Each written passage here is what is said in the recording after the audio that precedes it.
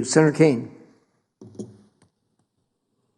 Thank you, Mr. Chair, and Mr. Secretary, welcome. Thank you. The context in which we have this hearing is very, very complicated, and it's just almost too much to talk about. In the last 24 hours, we passed 150,000 deaths in this country to coronavirus, and in my view, and I think in the view of many, a sizable percentage of those were preventable had the United States handled the pandemic better.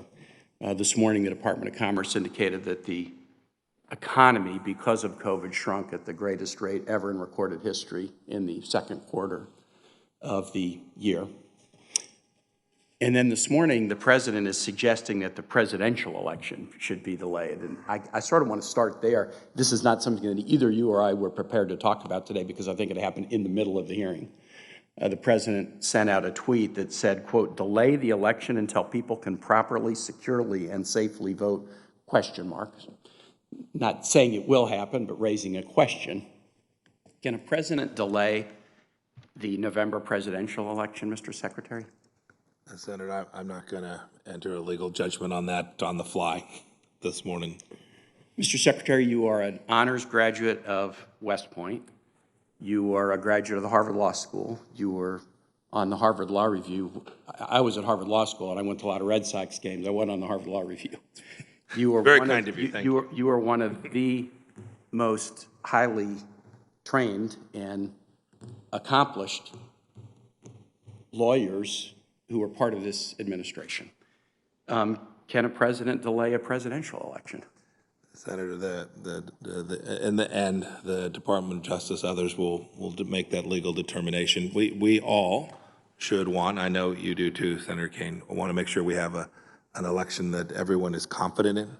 It's not only free, Are you validated. indifferent to the date of the election? It should happen lawfully. Right. Yeah.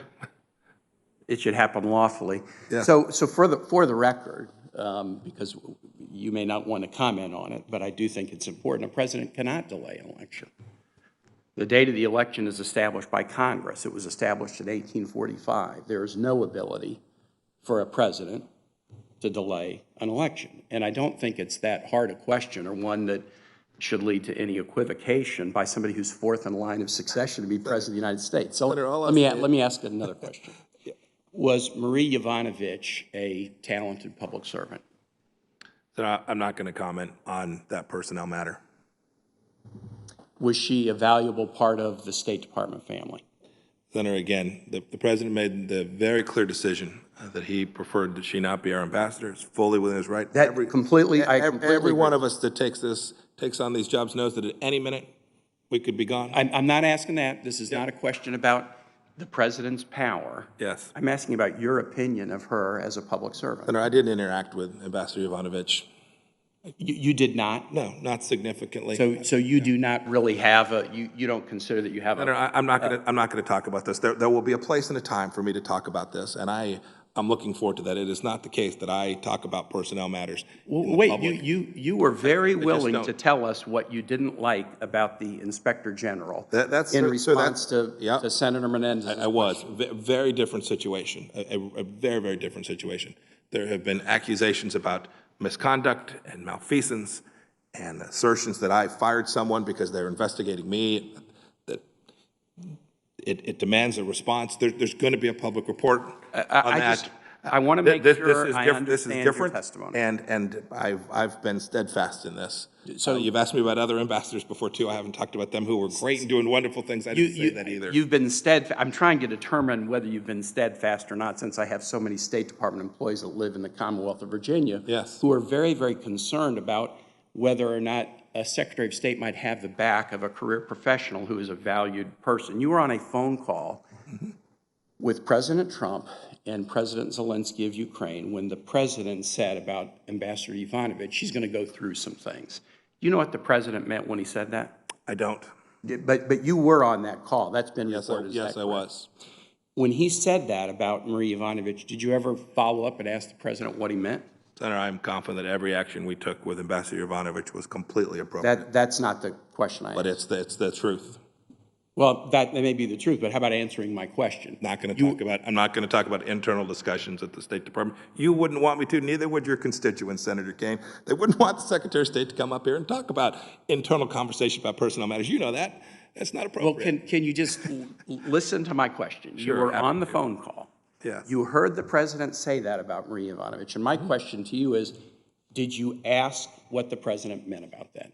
Senator asked. Yes or no? The answer is I'm not going to talk about either. I guess that you're asking, did I ask the president? Yeah. What he meant. I don't talk about conversations. You told me you don't know what he meant. Yes. But I just asked if you asked. I understand. I appreciate your question, and I Yeah. hope you can appreciate why I don't talk about conversations with the president. Here was some testimony we heard in this room the other day from your, I believe it's Executive Secretary, Lisa Kaine, who is here for a hearing about her nomination to be ambassador to Peru. She said in her work with you, the work that her office does, they get correspondence for you. Some they open and sort of categorize and classify before they deliver it to you. And then she said there's a second category of correspondence that they don't open if it's personal to you, if it's for your eyes only, if it's, you know, something from another cabinet member. They would not open that, but they would just deliver it to you. But she said there's a third category of documents that was documents delivered by Rudy Giuliani to you, which didn't go through the process of being opened, and it also didn't go through the process of coming to her and having it delivered to you. It came directly to you. What was your response to Rudy Giuliani's effort to sack Ambassador Yovanovitch? Did you say, hey, it's not your job, this is my job? The President of the United States has the unconditional right to have the ambassadors he Complete, wants. stipulated for the record. But what was your interaction with Rudy Senator, Giuliani? I appreciate this.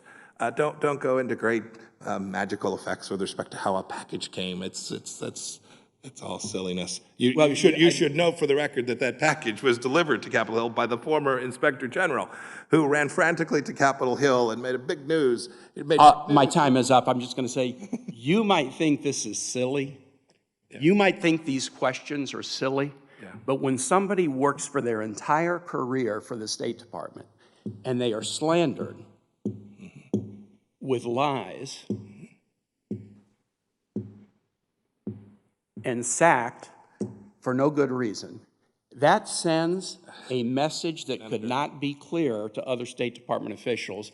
And it may be just a big joke. I mean, hey, look at you smiling and laughing and calling it silly. I don't think it's silly to Marie Yovanovitch or the people who work for you. I don't think it's silly to the United States Department of State to understand that every ambassador, every political appointee knows that when the President of the United States finds that they lack confidence in you, the President has the right to terminate them. It's that easy, includes me.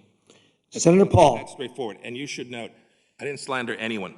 This was handled appropriately and properly, Senator.